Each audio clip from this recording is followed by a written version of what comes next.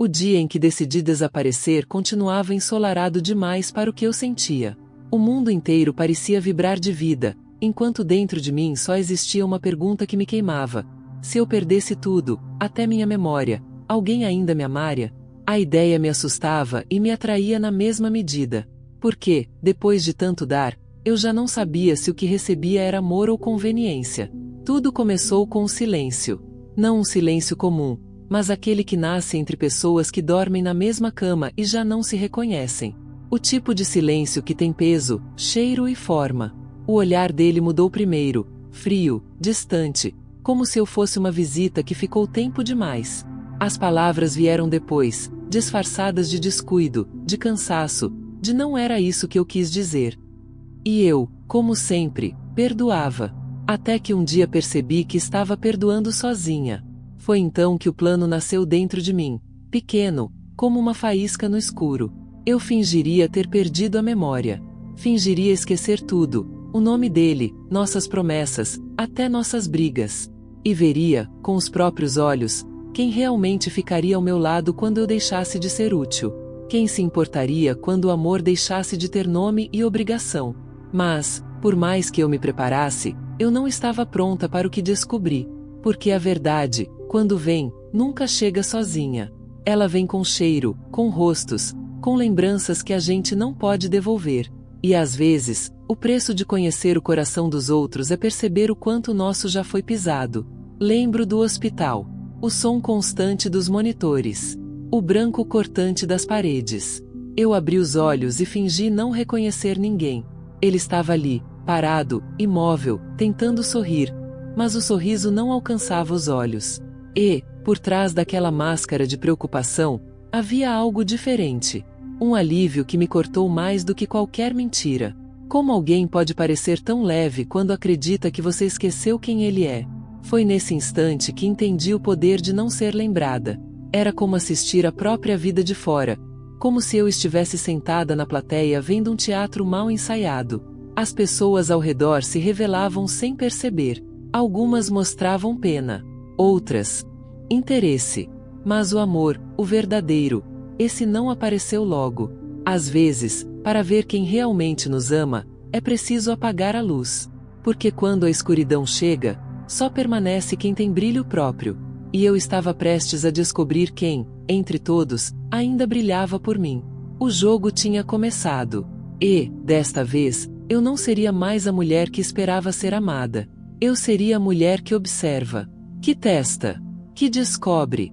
Afinal, quem realmente me amaria se eu deixasse de lembrar quem eu fui? O primeiro dia do meu esquecimento foi o mais difícil. Fingir que não reconhecia as pessoas que fizeram parte da minha vida exigia uma calma quase sobre-humana. Cada rosto que se aproximava parecia um espelho rachado. Eu via fragmentos de quem fui, mas nada se encaixava por completo. Ele, meu marido, sentou-se ao meu lado na cama do hospital com uma expressão ensaiada, como se estivesse interpretando o papel de um homem preocupado. Os olhos dele não tremiam, e era justamente isso que me doía. A serenidade. Como alguém pode parecer tão tranquilo diante da perda da pessoa que ama? As enfermeiras entravam e saíam, comentando baixo, olhando para mim com uma mistura de pena e curiosidade. Uma delas perguntou se eu lembrava de alguma coisa, qualquer coisa. Não, respondi, e senti algo quebrar dentro de mim. Porque, pela primeira vez, eu disse a verdade, não lembrava mesmo como era ser amada. Nos dias seguintes, ele voltou algumas vezes, sempre com flores. Rosas vermelhas, como as que me deu no nosso primeiro aniversário. Eu olhava para elas e lembrava do que vinha depois. Os espinhos. As visitas se tornaram previsíveis, como um ritual de quem faz algo apenas para manter as aparências. Ele falava comigo como se falasse com uma estranha, e talvez fosse isso que eu era agora. Uma mulher sem passado, mas com olhos novos o suficiente para ver o que antes ignorava. Minha filha, por outro lado, demorou para aparecer. Quando chegou, trazia o mesmo olhar de quem carrega culpa. O mesmo que vi tantas vezes quando ela cresceu e começou a se afastar. Ela me abraçou rápido demais, como quem tem pressa em cumprir um dever. Eu fechei os olhos e percebi que o afeto dela não vinha do coração, mas da obrigação. E isso doeu mais do que qualquer esquecimento. Foi então que comecei a observar. Cada gesto, cada palavra dita na minha frente. A família se reunia no meu quarto de hospital como se fosse uma plateia em um espetáculo triste. Falavam de mim como se eu não estivesse ali. Ela não lembra nem do testamento. Ouvi meu cunhado cochichar. Aquela frase me atravessou como um raio. Em um segundo, entendi tudo o que estava em jogo. Eu não tinha perdido a memória, mas eles pareciam ter perdido a vergonha. As visitas seguintes foram diferentes. O sorriso dele, a preocupação da minha filha, as perguntas do cunhado, tudo carregava um peso que agora eu sabia decifrar. A cada mentira, eu sorria com doçura, fingindo acreditar. E a cada sorriso que eu dava, o medo crescia nos olhos deles. Porque, no fundo, quem finge esquecimento começa a ver o que antes estava escondido. À noite, quando o hospital ficava silencioso, eu pensava em como era irônico. Só quando fingi não me lembrar é que comecei a entender o quanto eu tinha sido esquecida há muito tempo. E talvez seja por isso que tantas pessoas escolhem permanecer aqui, acompanhando cada revelação, porque sabem como é viver cercadas de gente que só se aproxima quando há algo a ganhar. No quarto escuro, o som dos monitores era o único que me fazia companhia. A cada bip, eu pensava em como transformar aquela dor em plano. Como descobrir até onde iriam quando achassem que eu era apenas uma sombra do que fui. E, enquanto o mundo dormia, eu decidi que a mulher que acordaria no dia seguinte seria outra. Não a que amava demais, mas a que aprenderia a assistir o amor se revelar sozinho. Afinal, fingir esquecimento não é o mesmo que estar perdida. Às vezes, é apenas a maneira mais silenciosa de encontrar a verdade. E eu sabia que ainda havia muito a descobrir. O suficiente para mudar tudo o que eles pensavam saber sobre mim. Na manhã seguinte, o sol entrava pelas persianas do hospital como uma lâmina de ouro cortando o branco das paredes. Eu fingia dormir, mas ouvia cada palavra dita do lado de fora. Vozes baixas, tensas, e o som inconfundível de papéis sendo manuseados. Era o mesmo tom de conversa que sempre aparecia quando o assunto era dinheiro, cuidadoso, quase respeitoso, mas sujo de segundas intenções. Reconheci a voz do meu marido, firme e calculada, e outra que eu não esperava ouvir, a de minha filha. Se ela não lembrar, o advogado não poderá validar nada, ele disse. O coração apertou. Ela respondeu em sussurros, melhor assim, pai, quanto menos ela lembrar, melhor para nós. Por um momento, esqueci que estava fingindo.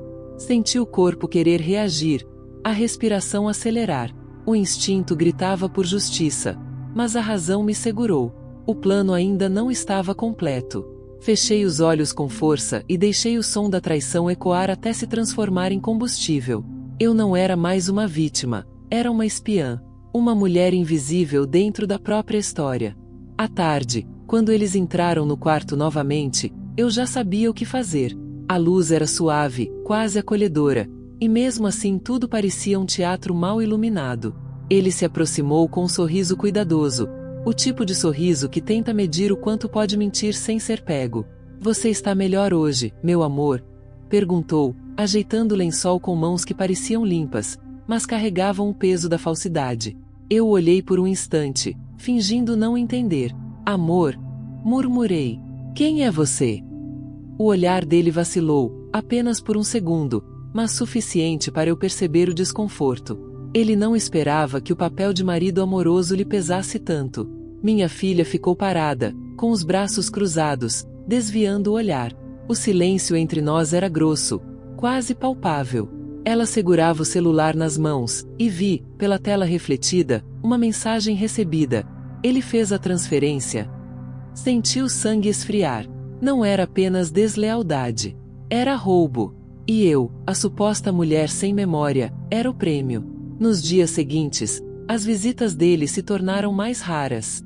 Às vezes, mandavam flores, outras vezes, nada. Comecei a andar pelos corredores do hospital, observando. As enfermeiras cochichavam, os médicos me olhavam com curiosidade, mas eu não me importava. Cada passo era um ensaio da mulher que eu estava prestes a se tornar. Certa tarde, uma enfermeira deixou cair um prontuário na minha cama. Um descuido. Dentro, vi meu nome e uma observação escrita à mão. Alta prevista. Familiares solicitam transferência de bens sob justificativa de incapacidade. Aquilo bastou. O que era fingimento se transformou em convicção. Eu precisava continuar o jogo, mas agora seria eu quem ditaria as regras. Pedi para ver o advogado da família. Quando ele entrou, trouxe consigo o cheiro de papel e segredo. Fingi confusão, perguntei o que era transferência, o que significava autorização. Ele explicou, com paciência forçada, que era apenas um procedimento para me proteger.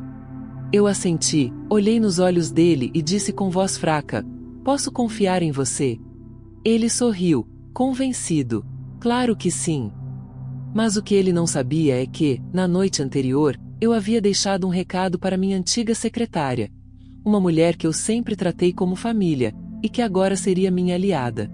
Ela receberia todas as cópias dos documentos que fossem assinados dali em diante. O que eles chamavam de incapacidade, eu chamava de armadilha. Os dias se arrastaram, e minha farsa crescia como raiz sob a terra. A cada novo gesto de falsa compaixão, eu anotava mentalmente o que precisava ser usado depois. O jeito que ele sorria quando pensava que eu não via. A maneira como minha filha evitava o toque. O modo como ambos se despediam sempre olhando o relógio, como quem conta o tempo até o ganho final. Havia uma noite especialmente longa, em que o hospital ficou em silêncio absoluto. O vento batia na janela, e eu me senti cercada por fantasmas. Perguntei a mim mesma se ainda era capaz de amar aquelas pessoas, se ainda existia dentro de mim a mulher que acreditava na bondade delas. A resposta veio em forma de calma. Eu podia perdoar, mas nunca esquecer. E naquele instante, olhando para o teto branco e ouvindo o som distante dos passos dos enfermeiros, fiz uma promessa silenciosa. Eles achavam que estavam cuidando de mim, mas, na verdade, estavam me revelando tudo o que precisavam para cavar a própria queda. E eu, paciente, esperaria o momento certo para devolver a lembrança que eles tanto temiam. Aquela que destruiria cada mentira construída sobre o meu esquecimento. Na manhã seguinte, o céu parecia ter acordado comigo, pesado, cinzento, carregado de algo prestes a cair. Eu já não fingia estar doente, fingia estar curada. Andava pelos corredores com um sorriso leve, quase sereno, como quem não tem nada a esconder. Eles acreditaram. E quanto mais eu sorria, mais confiantes se tornavam. O médico, a enfermeira, até o advogado. Todos viam em mim uma mulher que finalmente aceitava nova vida sem lembranças. Mal sabiam que cada passo meu era calculado, que cada olhar distraído era uma armadilha. Naquela tarde, recebi alta. Ele veio me buscar. Usava uma camisa nova, um perfume antigo, e o mesmo sorriso falso de quem quer mostrar que ainda é o homem da casa. No caminho de volta, o rádio tocava uma música suave, e o silêncio entre nós parecia maior que o próprio carro. Eu olhava pela janela, fingindo admiração pelas ruas, mas observava o reflexo dele no vidro. O jeito como apertava o volante, tenso, o olhar inquieto, os dedos batendo no ritmo do medo. Era assim que a culpa se comporta, inquieta, impaciente, suando sob o disfarce do controle. Quando chegamos em casa, o cheiro de lavanda e desconfiança me recebeu. Tudo estava exatamente como antes, mas diferente. As fotos na parede pareciam me observar, e por um segundo senti vontade de arrancá-las. Mas me contive. O tempo do confronto ainda não havia chegado. A casa era agora o cenário perfeito para o segundo ato do meu teatro. Nos primeiros dias, observei os hábitos, as conversas, os horários. Ele saía cedo e voltava tarde, e cada vez que atravessava a porta, trazia consigo o cheiro de outro perfume, doce, barato, insistente. Eu não precisava fingir o choque, apenas deixei o silêncio falar, porque há silêncios que gritam mais alto do que qualquer escândalo. Minha filha, por outro lado, parecia evitar a casa. Dizia estar ocupada, mas eu sabia, ela não queria me ver. O peso da culpa a fazia esconder-se atrás da rotina. Um dia, deixei um bilhete simples na mesa da cozinha. O amor não se apaga com a ausência, apenas se revela. Quis ver se ela ainda lia o que eu escrevia. Quando voltei, o papel estava rasgado. Às vezes, nas noites mais frias, eu me pegava pensando se estava indo longe demais. Se a vingança realmente me devolveria o que eles tiraram. Mas então eu lembrava de cada mentira dita com voz mansa, de cada gesto de descuido que me feriu, e o fogo dentro de mim reacendia. Há feridas que não pedem cura, pedem justiça. Comecei a organizar o plano final com calma. Revisei cada documento, cada prova, cada palavra gravada em silêncio. E enquanto o destino se alinhava ao meu favor, algo curioso aconteceu. Percebi que, mesmo fingindo, eu estava de fato me libertando. A mulher que eles enganaram não existia mais. Eu era outra, mais inteira, mais lúcida. E é nesse ponto que muitos sentem o impulso de apoiar essa jornada, deixando um sinal silencioso de que a mensagem os tocou, porque sabem o que é renascer de dentro da própria dor. Certa noite, choveu forte. As janelas vibravam com o vento, e o som das gotas no telhado parecia um aviso. Ele chegou tarde, encharcado, carregando uma desculpa qualquer. A luz piscava, a casa estava quase escura. Quando entrou no quarto, encontrou sobre a cama um envelope. Dentro, a cópia dos papéis que ele havia tentado assinar em meu nome. E um bilhete curto, com a mesma letra que ele julgava esquecida. A memória pode dormir, mas nunca morre. Fiquei parada no corredor, observando-o abrir o envelope. O rosto dele empalideceu. Pela primeira vez em muito tempo, vi medo nos olhos de quem sempre acreditou ter o controle. A chuva lá fora engrossava, como se o céu também quisesse assistir à cena.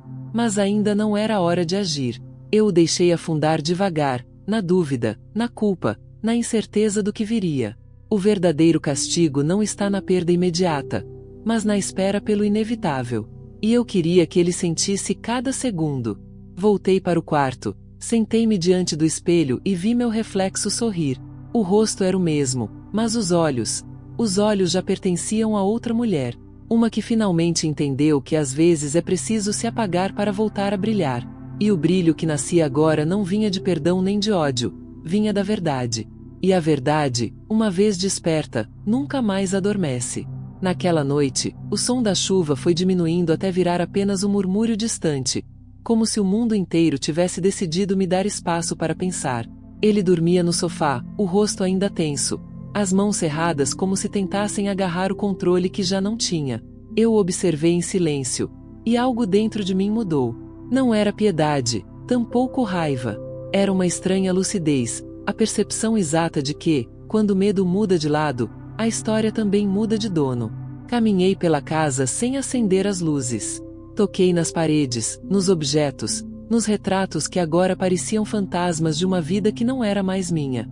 A cada passo, eu sentia que a mentira que eles construíram sobre mim se desmanchava sozinha, como tinta velha descascando. Fingir amnésia me havia ensinado algo que nenhuma lembrança me mostraria: o poder de observar o amor quando ele pensa que não está sendo visto. Nos dias seguintes, a casa ficou mais silenciosa do que nunca. Ele evitava me encarar. A presença dele era um som ausente, como relógio sem ponteiros. Minha filha, depois do bilhete rasgado, começou a aparecer novamente. Trazia um olhar dividido entre culpa e defesa. Um dia, entrou na cozinha enquanto eu preparava café e perguntou, sem conseguir me encarar: "Mãe, você lembra de mim?" Fiz uma pausa longa, deixei o vapor subir entre nós, e respondi: "Nem tudo que se esquece é perda, às vezes é proteção." Ela ficou imóvel. Eu vi nos olhos dela a criança que já fui, aquela que aprendeu cedo que o silêncio pode ser uma arma e um refúgio. Depois desse dia, as visitas dela se tornaram constantes. Era estranho, quase poético, ver como a dúvida pode se transformar em cuidado. Ela me observava, talvez tentando decifrar o quanto eu realmente lembrava. E, quanto mais me olhava, mais a culpa começava a corroer o pouco de segurança que restava nela. Eu não precisava acusá-la. A própria consciência fazia o trabalho por mim. Enquanto isso, ele tentava restaurar a normalidade. Pequenos gestos, frases ensaiadas, promessas vagas. Mas o corpo dele denunciava o que a boca tentava esconder. Os passos mais lentos. As mãos trêmulas. O olhar perdido em pontos invisíveis. Era como se o peso do próprio engano estivesse começando a dobrar a coluna dele. O homem que um dia se achou invencível agora tropeçava nas próprias mentiras. Certa manhã, encontrei no escritório dele uma pasta antiga. Dentro, documentos que confirmavam o que eu já sabia. As transferências, os contratos, tudo assinado durante os dias em que eu supostamente não lembrava de nada. Guardei cada papel com cuidado. Não por vingança imediata, mas porque a verdade precisa de provas para ser libertadora. À noite, sentei na varanda, olhando a rua adormecida. As luzes dos postes desenhavam sombras longas sobre o chão molhado. E, pela primeira vez, senti algo parecido com paz. Não porque tudo estava resolvido, mas porque eu já não precisava correr atrás de respostas. Elas estavam vindo até mim, uma a uma, conduzidas pelo peso da própria mentira. Mas havia algo que ainda me inquietava. O olhar da minha filha. Algo nela me dizia que aquele enredo não era apenas sobre ganância. Havia uma história por trás da história. Uma força que aprendia ao silêncio. Comecei a me perguntar se ela também havia sido manipulada, usada como parte de um jogo maior. Nessa mesma noite, acordei com um barulho vindo do andar de baixo. Passos leves, um sussurro abafado. Fiquei parada, ouvindo. Não era ele, o ritmo era diferente, hesitante, como de alguém que carrega mais culpa do que medo. Desci devagar e a encontrei ali, minha filha, sentada à mesa, com a pasta aberta diante dela. Quando nossos olhos se cruzaram, ela chorava em silêncio. Não disse nada. Apenas ficou ali, segurando um dos papéis, o rosto molhado. Eu me aproximei devagar. Ela tentou falar, mas a voz não saía. Por um instante, a mulher que ela se tornou desapareceu, e restou apenas a menina que um dia me pediu colo. Sentei ao lado dela. O som do relógio marcava o tempo entre nós, o tempo que a mentira roubou. Ela finalmente conseguiu dizer algo, entre soluços. Eu não sabia que ele faria isso, mãe. Achei que era só um acordo. Eu só queria ajudar. As palavras saíram quebradas, mas eram verdadeiras. Eu senti. Não havia defesa, nem desculpa, apenas arrependimento. E, por mais que o sangue ainda me fervesse, percebi que talvez a vingança que eu imaginava não tivesse o mesmo sabor agora. O castigo maior não era o meu plano, era o peso que eles próprios estavam sentindo. Ficamos ali, as duas, em silêncio, até o amanhecer. O céu clareava devagar, e a luz começava a desenhar contornos no chão da sala. O rosto dela, antes tenso, agora parecia de alguém que finalmente estava pronta para encarar o que vinha depois. Mas eu sabia que o pior ainda estava por vir. Ele ainda não fazia ideia do que eu descobrira. E, quando a verdade o atingisse, não haveria mais disfarce que o protegesse. A casa toda parecia esperar por esse momento, como se as paredes também quisessem testemunhar o desfecho de uma história que, por tanto tempo, foi escrita apenas nas sombras. O amanhecer entrou pela sala como um visitante tímido, primeiro desenhando linhas claras no chão, depois invadindo as paredes até tocar nossos rostos inchados de choro. Minha filha dormiu encostada à mesa, a mão ainda sobre a pasta aberta, como quem protege um bicho ferido. Cobre seus ombros com um xale e caminhei devagar pela casa, sentindo cada fresta, cada rangido, como se o próprio lugar respirasse comigo. O cheiro de café começava a se misturar ao frio da madrugada, e eu percebi que, por mais que o mundo se reorganizasse do lado de fora, aqui dentro continuava tudo por dizer. A luz nova fazia os objetos brilharem de um modo injusto. Bonitos demais para o que guardavam. Peguei um retrato antigo e vi o meu sorriso de antes. Firme, confiante, um pouco orgulhoso de ter erguido tanta coisa com as próprias mãos. Pensei nas vezes em que virei a face para não transformar ofensa em escândalo. Nas vezes em que respirei fundo diante de um calma, não é para tanto dito com aquele tom macio que fere mais do que um grito. Havia microfissuras em tudo. Na madeira da mesa. No vidro da moldura. Em mim. Ela acordou assustada, como quem volta de um lugar sem nome. Os olhos procuraram os meus e não precisaram pedir permissão. Veio até mim num passo só. O abraço foi seco, mas inteiro. Não havia promessa no aperto. Havia presença. E a presença, às vezes, cura mais do que qualquer explicação. Ficamos assim, corpos quietos e coração em marcha.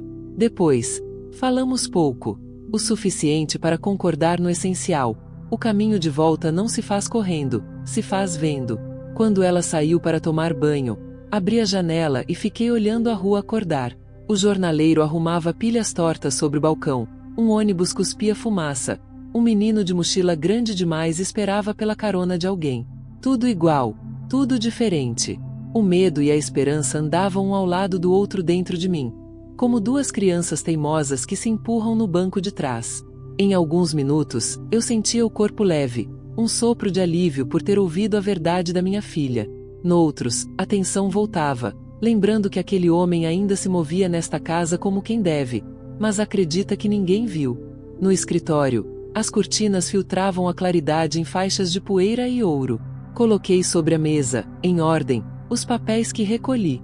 Havia uma lógica nos crimes pequenos, uma data que se repetia, um nome que aparecia sem pertencer, um valor sempre fracionado para parecer menor. Toquei cada folha como quem passa a mão na crina de um cavalo arisco. Eu sabia que ainda faltava uma peça. Aquela que faz o castelo desmoronar com elegância, sem espetáculo vulgar. Porque não é vingança o que me move. É acerto. É devolver cada coisa ao lugar onde sempre deveria ter estado. Ele despertou tarde. O som do chuveiro da suíte foi a primeira prova de que o dia tinha encontrado o corpo dele. O cheiro do perfume velho veio em seguida, misturado a um desinfetante barato que não consegue mascarar nada. Quando apareceu na cozinha, o sorriso era de papel molhado. Trazia conversa de corredor, mão no bolso, olhos que não param em canto nenhum. Eu servi o café e reparei no detalhe miúdo. Ele não suportava o silêncio e, ainda assim, nada me fazia falar.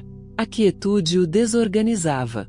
A luz no rosto, aquela luz da manhã que não perdoa, mostrava o que o espelho doméstico decide poupar.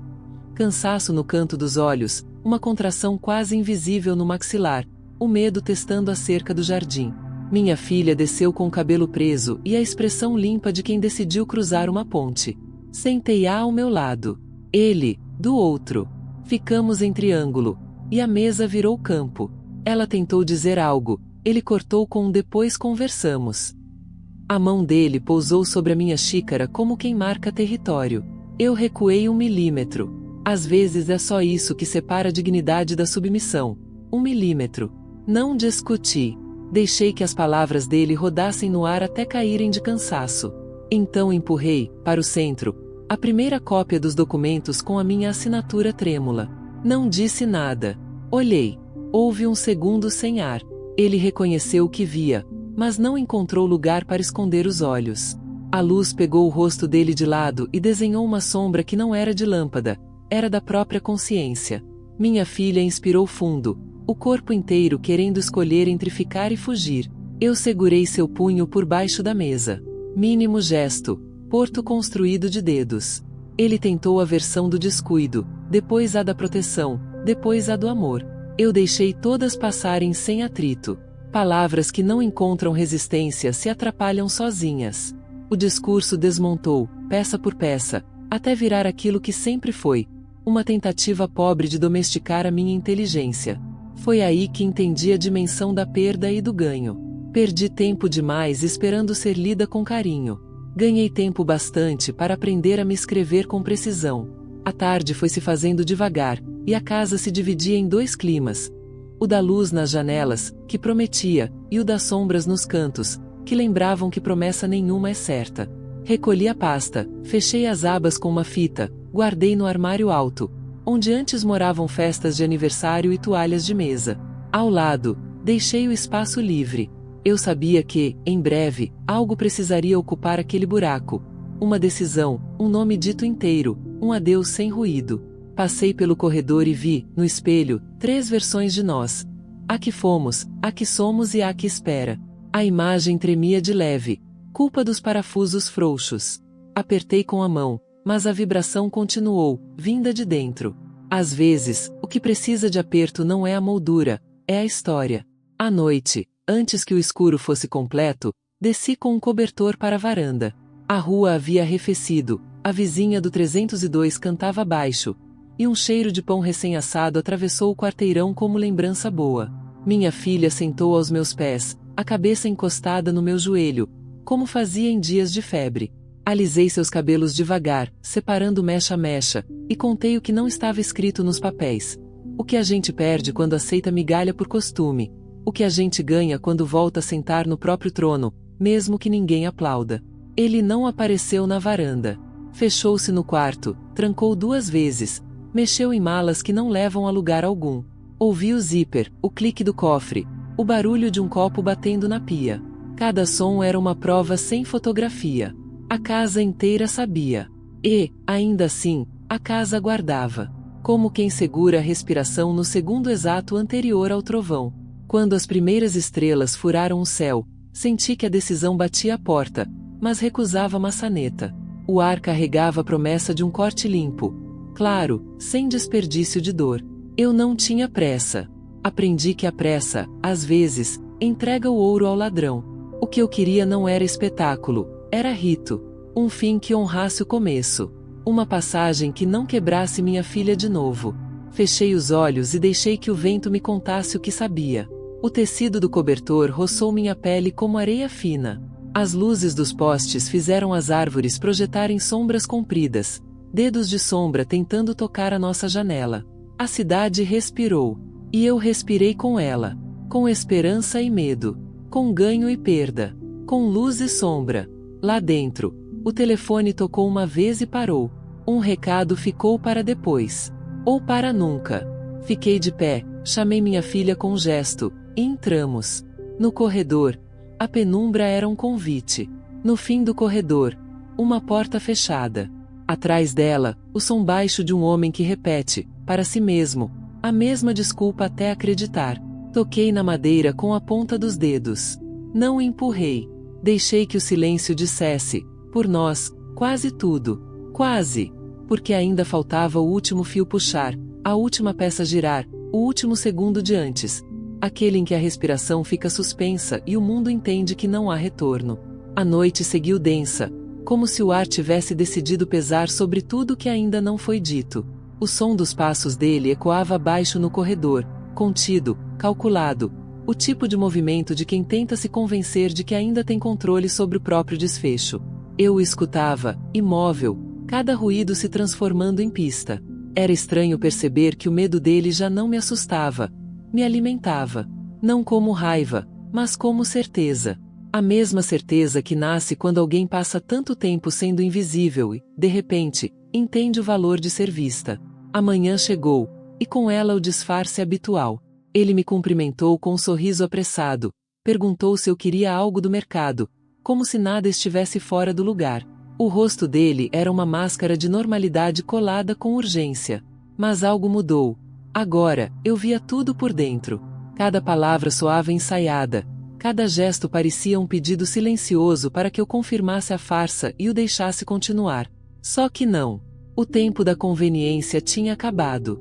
Fui até o escritório e deixei sobre a mesa dele um envelope. Dentro, não havia provas, nem bilhetes ameaçadores. Apenas uma foto antiga, nós dois, sorrindo num tempo em que o amor ainda parecia simples. E uma linha escrita à caneta. Você lembra de quando a verdade ainda morava aqui? Não era vingança. Era provocação. Eu queria ver até onde o silêncio dele aguentava antes de ruir. A reação veio mais rápido do que imaginei.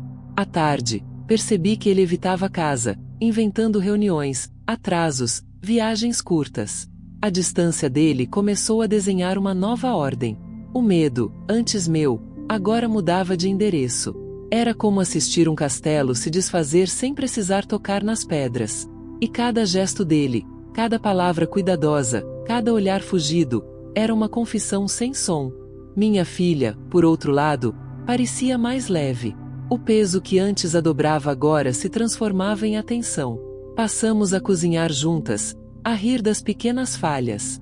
Certa vez, ela me observou longamente, o olhar úmido e cheio de perguntas que ainda não tinham coragem de sair. Eu apenas disse, tudo o que é verdadeiro volta a caber no lugar certo, mesmo que doa. Ela sentiu, e o silêncio entre nós se tornou o tipo de paz que o tempo não apaga. Aos poucos, percebi que a casa respirava diferente. O ar parecia mais claro, como se a verdade, mesmo sem ser dita, tivesse aberto as janelas. A tensão ainda estava lá, mas transformada em expectativa. Algo se movia. Um desfecho se aproximava. E eu sabia que, quando viesse, não precisaria de gritos, nem de plateia. A justiça mais exata é aquela que acontece no instante em que o outro entende que você não precisa mais provar nada. Certa tarde, enquanto eu regava as plantas da varanda, ouvi o som de um carro parando em frente. Reconheci o motor antes de olhar. Ele desceu, terno amarrotado, olhar cansado, uma pasta de couro na mão. Havia algo diferente nele, não o mesmo homem seguro, mas alguém que sabia que a verdade o havia alcançado. Entrou sem bater, e o som das chaves sobre a mesa foi o anúncio de uma rendição.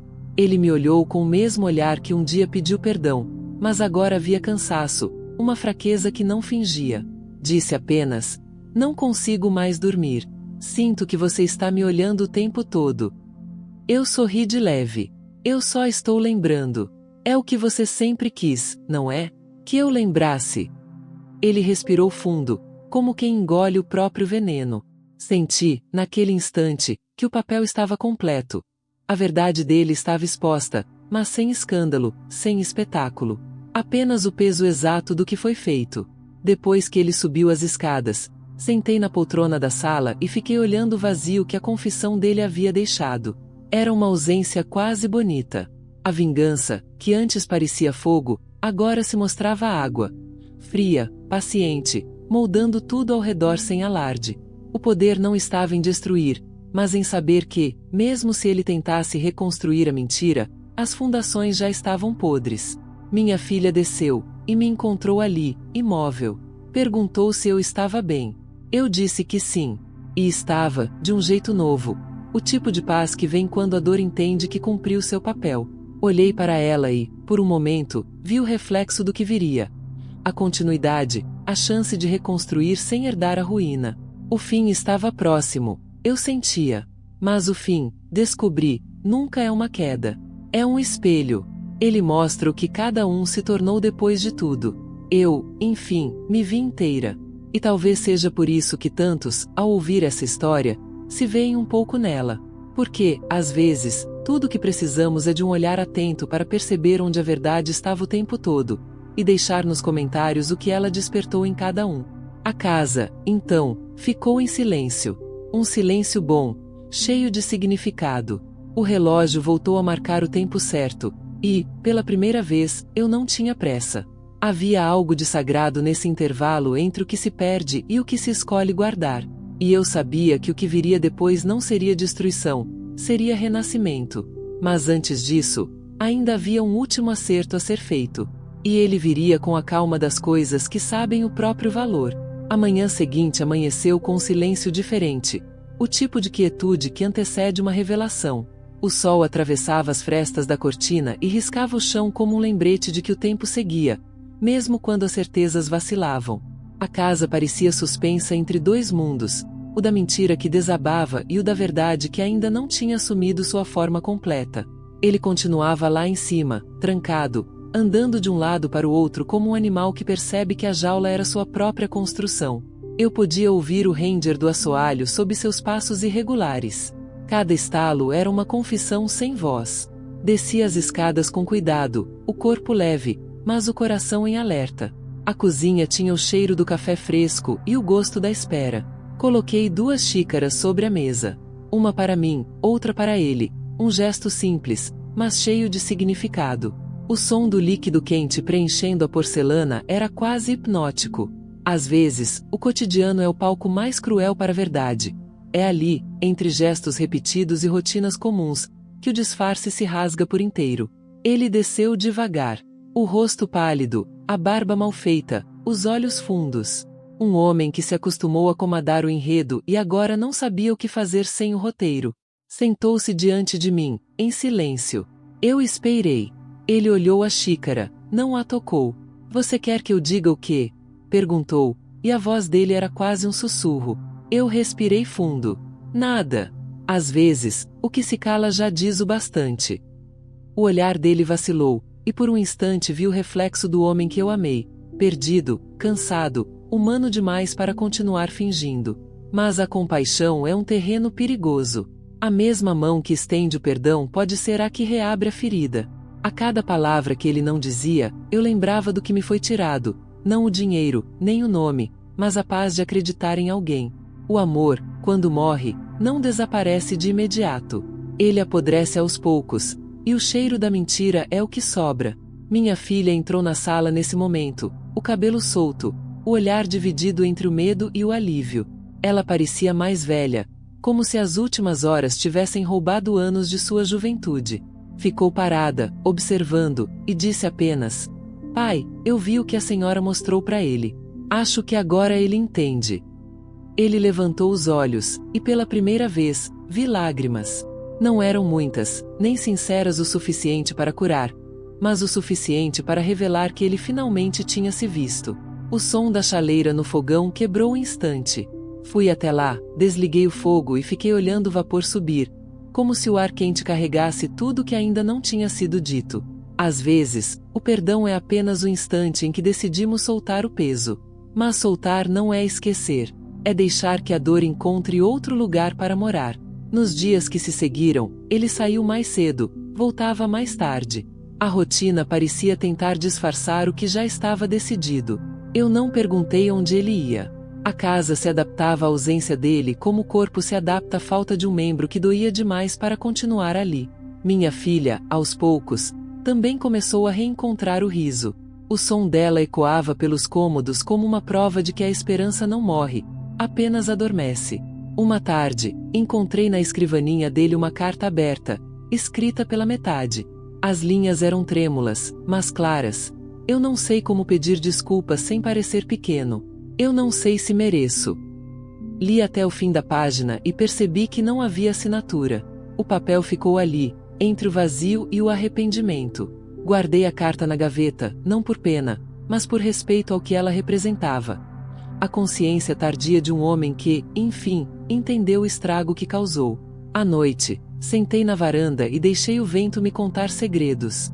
O céu estava pesado, cheio de nuvens que escondiam estrelas. Senti o cheiro de terra úmida, e uma lembrança antiga veio à mente: o dia em que me casei, quando o mundo ainda parecia simples e o futuro tinha cheiro de flor. Fechei os olhos e percebi o quanto aquela mulher de vestido branco ainda existia dentro de mim, mas agora com cicatrizes que a tornavam mais forte. A porta se abriu atrás de mim. Ele apareceu na penumbra, o rosto entre a sombra e a luz. "Posso sentar?" perguntou. Eu fiz que sim, sem olhar para ele. Ficamos em silêncio. O som da rua era o único que se movia. "Você me odeia?" ele perguntou depois de um tempo. Pensei em responder, mas as palavras me pareceram pequenas demais. Então, apenas disse: "Eu me lembro." Ele baixou a cabeça, e o vento levou o resto do diálogo que nunca foi dito. Ficamos ali, duas pessoas presas no mesmo tempo, mas em lados diferentes da memória. A lua saiu de trás das nuvens e iluminou o jardim. O brilho pálido fez as folhas reluzirem como pequenas verdades. Eu entendi, naquele instante, que não havia mais nada a provar. O castigo dele não era o que eu podia fazer. Era o que ele teria que carregar daqui em diante. Quando entrei, a casa estava calma, quase viva. Minha filha dormia no sofá, os livros espalhados no chão. O relógio marcava o mesmo horário de sempre, mas o tempo era outro. Fiquei ali por um momento, observando o espaço que antes me sufocava agora parecer respirar comigo, e percebi que a verdadeira lembrança não estava nas provas que juntei, mas na paz que reencontrei. A madrugada se aproximava, e a casa inteira parecia aguardar o próximo movimento, porque a verdade, mesmo quando se instala, nunca se acomoda. Ela continua crescendo em silêncio, iluminando o que ainda falta revelar. E eu sabia, havia algo mais à minha espera, um último fragmento de história que ainda precisava emergir da sombra. Naquela madrugada, o silêncio parecia diferente. Não era o mesmo de antes, cheio de peso e vigilância. Era outro, profundo, limpo, quase sagrado. Caminhei pela casa descalça, ouvindo o som macio dos meus passos no chão frio. Cada canto, cada móvel, parecia ter ganhado um novo significado. A sala, antes cenário de discussões abafadas, agora era um território neutro, um espaço de espera. As paredes, que já haviam escutado mentiras e disfarces, pareciam respirar junto comigo. Havia algo no ar que anunciava uma virada invisível, como o instante exato em que a maré começa a recuar sem que ninguém perceba. No sofá, minha filha dormia profundamente, o rosto sereno, o corpo solto, sem mais tensão nos ombros. A luz suave da lâmpada refletia no cabelo dela e, por um segundo, eu a vi como quando era criança. Pequena, vulnerável, cheia de sonhos que eu acreditava poder proteger do mundo. Toquei de leve sua mão, e ela murmurou algo que soou como desculpa antes de voltar ao sono. Sorri em silêncio. Às vezes, o perdão não precisa ser dito em voz alta. Ele acontece nas pequenas entregas, nos gestos que desfazem o peso da mágoa. O relógio da parede marcava 2h15. A cada tic-tac, eu sentia o passado se afastando um pouco mais. Fui até a janela e vi o jardim iluminado pela lua. As folhas úmidas balançavam lentamente, e o vento trazia o cheiro da terra viva, o mesmo cheiro de quando plantei a primeira muda naquele quintal, anos atrás. Lembrei de como ele me observava de longe naquela época, dizendo que não havia tempo para flores. E como, mesmo assim, eu plantei. Agora, o jardim florescia mesmo depois da tempestade. Talvez o amor seja isso.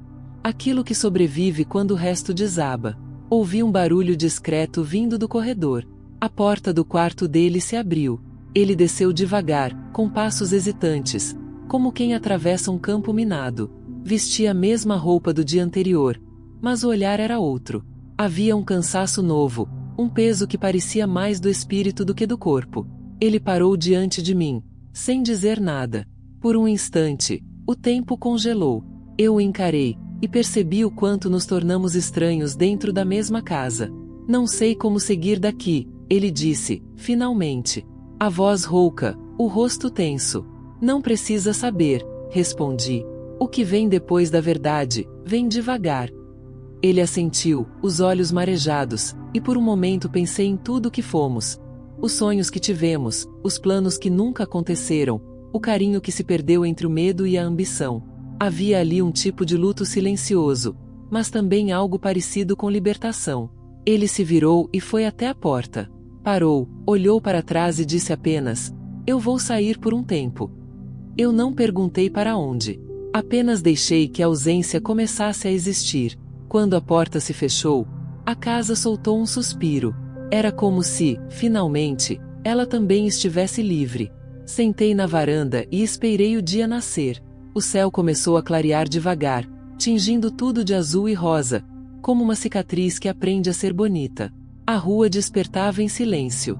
Um cachorro latiu ao longe, um pássaro atravessou o quintal, e eu fiquei ali, respirando o novo ar que se formava entre um fim e um recomeço. Pensei em tudo o que aprendi nesses dias. Que a verdade tem um preço, mas também tem um domingo. Ela não cura de repente. Ela ensina a conviver com o que foi ferido até que a dor se transforme em força. Lembrei das vezes em que me diminuí para caber em espaços pequenos, das desculpas que dei por medo de ficar só, das palavras engolidas para manter a paz. Agora, eu entendia. O silêncio que antes me oprimia era o mesmo que hoje me protegia.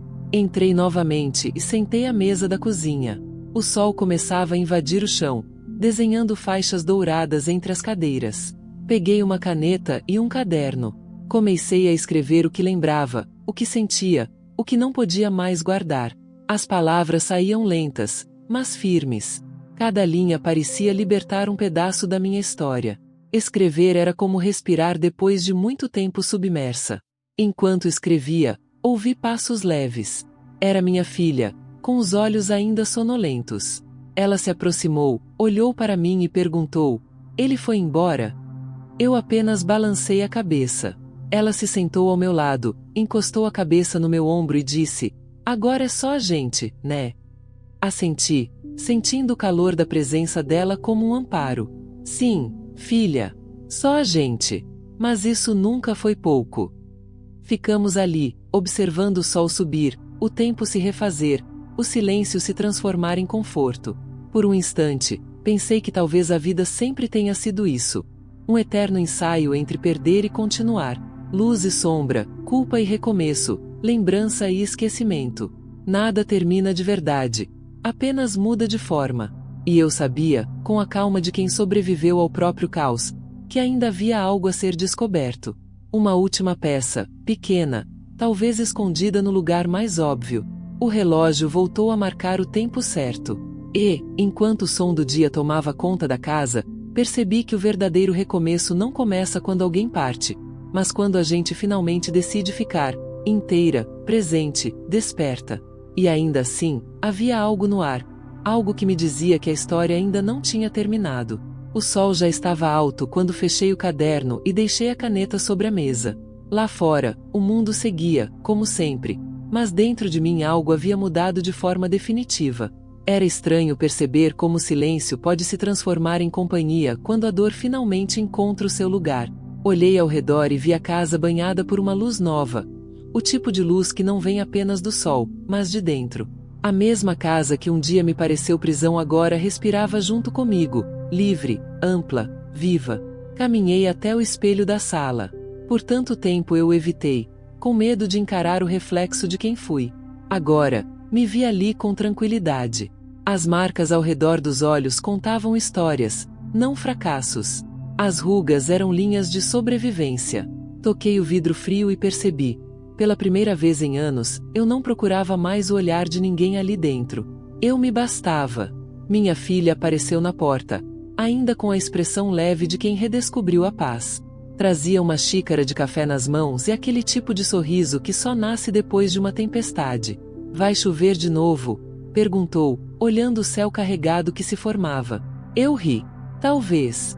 Mas agora eu sei que a chuva não destrói nada, só lava o que precisa ser visto de novo. Ela se sentou ao meu lado e ficamos observando o vento balançar as cortinas. O som dela se movendo era quase uma música. Pensei em como a vida tem essa estranha capacidade de reconstruir beleza no mesmo lugar onde o medo nasceu. E, dentro daquele instante simples, percebi que o que eu havia buscado esse tempo todo não era vingança. Era clareza. Era coragem de continuar sem precisar apagar o que passou. A lembrança dele, agora distante, já não pesava. Ele se foi sem despedidas, sem cartas, sem grandes promessas. E, de alguma forma, isso era o suficiente. A ausência dele não era mais um vazio. Era um espaço onde finalmente coube o meu recomeço. Aprendi que nem toda perda é castigo. Às vezes, é libertação disfarçada. Fui até o jardim. As flores que plantei resistiram à ventania da noite anterior. Havia gotas de orvalho sobre as pétalas. E o cheiro da terra molhada me fez sorrir. Cada cor parecia mais intensa, cada detalhe mais nítido. Como se o mundo estivesse me devolvendo os pedaços que um dia deixei para trás. Respirei fundo e deixei que o ar entrasse devagar, preenchendo o que antes estava vazio. Minha filha se aproximou e segurou minha mão. "O que a gente faz agora?" perguntou. Eu olhei para o horizonte e respondi sem pressa. "Agora a gente vive. Com verdade. Com calma." Ela sentiu, e o silêncio entre nós foi uma promessa de futuro. Voltei para dentro e olhei mais uma vez o espelho. Não havia mais sombra no reflexo, só luz. E ali, no brilho discreto da manhã, compreendi o que sempre esteve à minha frente. Ninguém precisa fingir amnésia para descobrir quem realmente o ama. Às vezes, basta parar de esquecer de si mesma. Fechei as janelas, deixei o vento lá fora e sentei novamente na poltrona. O relógio da parede marcava 11h45. O mesmo som de sempre, mas agora com outro significado. O tempo, esse velho inimigo, se tornará meu aliado. Ele não apaga, ele amadurece. E com ele eu aprendi que a memória, por mais dolorosa que seja, é o mapa que nos conduz de volta à nossa própria essência. Enquanto o dia se abria, senti vontade de registrar tudo, não como lamento, mas como testemunho. A história de uma mulher que fingiu esquecer o mundo só para lembrar de si. A história de alguém que descobriu que amor sem respeito é apenas ilusão disfarçada de abrigo. E que, quando a dignidade desperta, ninguém pode mais adormecê-la. Peguei o caderno de novo e escrevi a última linha. Lembrar é meu jeito de nunca mais me perder. Fechei as páginas com cuidado, como quem encerra um ciclo sagrado. O som da capa se fechando ecoou pela casa com o peso exato de um fim e a leveza de um novo começo. E se você chegou até aqui, se acompanhou cada batida dessa história, é porque também entende o poder de recomeçar. Talvez tenha sentido um espelho em algum momento, uma lembrança, uma ferida parecida. Se sentiu, então já sabe, a força não vem do que a gente vence, mas do que escolhe não permitir que nos quebre. E é por isso que histórias como essa continuam, porque cada pessoa que se reconhece nelas acende um ponto de luz no caminho. A chuva finalmente começou. Pequenas gotas batendo no vidro, como se o céu também quisesse participar do encerramento. Fechei os olhos e deixei o som me envolver. Pela primeira vez em muito tempo, o barulho da chuva não trazia tristeza, trazia verdade. E, se essas palavras tocaram algo em você, deixe um sinal. Não por mim, mas por si mesmo. Porque toda história de libertação merece ser testemunhada. E a minha, enfim, foi escrita com a única lembrança que importa: a de quem eu realmente sou.